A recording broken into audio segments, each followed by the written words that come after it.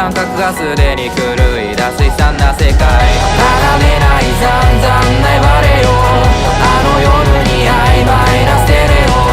悲劇的感情に価値を、ありふれた狂気的ラジオ。繰り返す最低なシナリオ。あの次に贅沢な罰を吐き出した血迷うロザリオ。聞き飽きたその無駄な意味を。居合型未遂用語、結局は利益重視。単純なわけは誰も言わないから。無意識の異常行動、期待度はもう最低値。全体の一部になりたがる異常な世界。先天性逃避願望、ご都合主義学療法。絶望を理由にして隠す余裕もない。解釈は自分優位、全論の基準通り。病状がどうか知りたがる悲惨な世界。叶わないどうせ自己嫌悪、この夜に